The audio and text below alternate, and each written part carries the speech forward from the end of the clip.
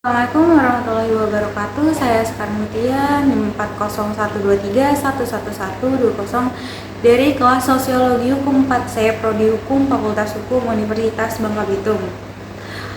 Menganalisis kasus pelaku pencurian motor yang terjadi di Bangkalan Madura pada 5 Oktober 2021 lalu, yang dimana seorang terduga pencuri motor tewas dibakar oleh massa. Apakah hal tersebut dapat dianggap sebagai bentuk restoratif justice? Untuk hal tersebut, perlu dipertimbangkan beberapa aspek utama yang menjadi inti dari pendekatan tersebut. Adapun prinsip-prinsip utama restoratif justice. Restoratif justice adalah pendekatan yang bertujuan untuk memperbaiki hubungan yang rusak akibat tindakan kriminal, serta memulihkan kerusakan yang terjadi. Berikut ini adalah prinsip-prinsip utama dari restoratif justice yang penting untuk dipahami dalam konteks kasus ini. Yang pertama, restoratif justice itu menekankan pentingnya melibatkan semua pihak yang terlibat dalam proses penyelesaian konflik atau kejahatan, yang termasuk pelaku, korban, dan masyarakat sekitar. Partisipasi ini penting untuk memastikan bahwa semua suara didengar dan kebutuhan semua pihak dipertimbangkan dalam mencari solusi yang adil dan memulihkan kerusakan yang terjadi.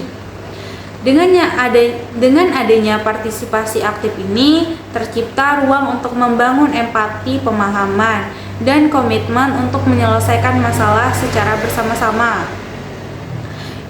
Lalu yang kedua, ada tujuan utama dari restoratif justice adalah untuk memulihkan hubungan yang rusak akibat tindakan kriminal, serta memperbaiki kerusakan yang ditimbulkan.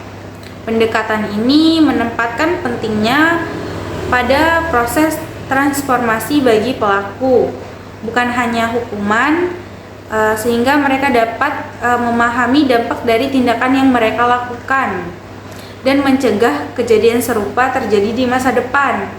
Ini mencakup upaya komprehensif untuk membangun kembali rasa hormat dan percaya dalam komunitas yang terkena dampak. Restoratif justice juga mencari kesepakatan yang dibuat bersama antara pelaku dan korban mengenai konsekuensi yang adil dan cara untuk memperbaiki situasi. Kesepakatan ini dibangun dengan dialog terbuka dan didasarkan pada kebutuhan korban, keadilan sosial, dan kebutuhan rehabilitasi pelaku. Dalam proses ini, pelaku diharapkan untuk mengakui kesalahan secara jujur dan bertanggung jawab atas tindakannya, sehingga korban merasa dihargai dan mendapat keadilan, sementara pelaku memiliki kesempatan untuk membuat dan memulihkan martabat mereka. Yang keempat, pelaku dalam pendekatan restoratif justice diharapkan untuk mengakui kesalahan mereka, bertanggung jawab atas tindakan mereka, dan belajar dari pengalaman tersebut. Proses ini mencakup refleksi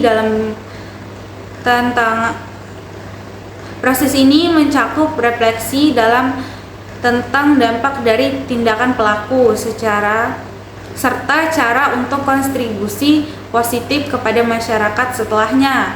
Dengan memahami akibat-akibat ini, pelaku dapat mengambil langkah-langkah konkret untuk mencegah terulangnya tindakan serupa di masa depan. Dalam kasus ini, terduga pencurian motor dihadapkan pada kekerasan fisik yang berujung pada kematian oleh massa yang marah. Ini menunjukkan bahwa kasus ini tidak mengikuti prinsip-prinsip restoratif justice yang saya jelaskan.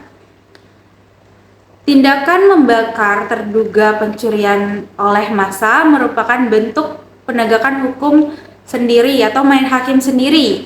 Kekerasannya ini tidak dibenarkan dalam konteks hukum yang adil. Restoratif justice menolak keras dan menekankan bahwa penyelesaian konflik harus dilakukan secara damai untuk melalui proses yang diawasi secara hukum. Proses restoratif justice membutuhkan partisipasi aktif dari semua pihak terlibat. Nah, dalam kasus ini tidak ada ruang dialog terstruktur untuk pelaku atau korban dan masyarakat untuk mencapai kesepakatan yang adil dan memperbaiki kerusakan yang terjadi.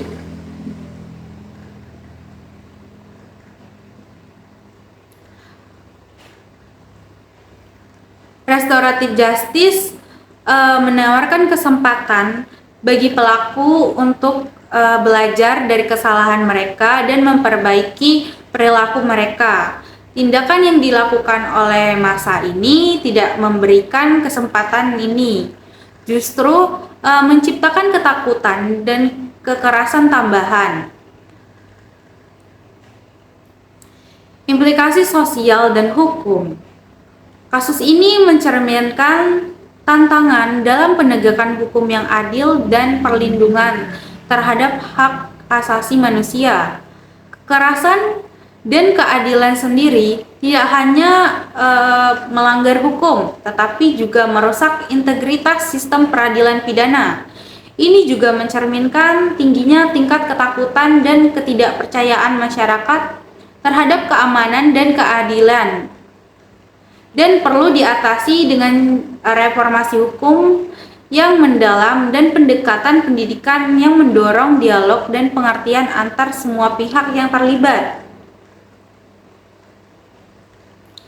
Kejadian ini menyoroti pentingnya pendidikan masyarakat untuk membangun pemahaman tentang nilai-nilai keadilan restoratif dan pentingnya menyelesaikan konflik dengan cara yang membangun komunitas yang lebih baik.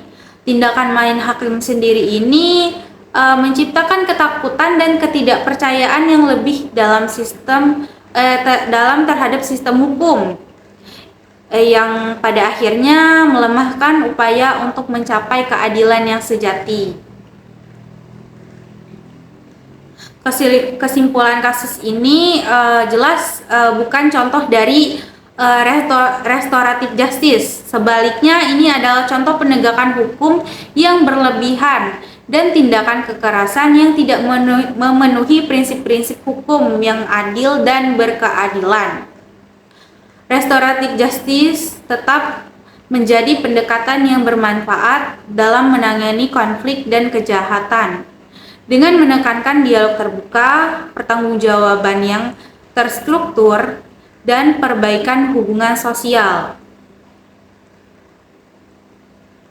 Pendekatan restoratif justice harus diterapkan lebih luas untuk menggantikan praktik kekerasan dan main hakim sendiri yang merusak tatanan sosial. Namun hal ini memerlukan komitmen bersama dari penegakan hukum, pemimpin komunitas, dan masyarakat luas untuk membangun sistem yang lebih adil, manusiawi, dan berorientasi pada pemulihan. Baik, begitu saja yang bisa saya sampaikan. Wabillahi taufiq wal hidayah. Wassalamualaikum warahmatullahi wabarakatuh.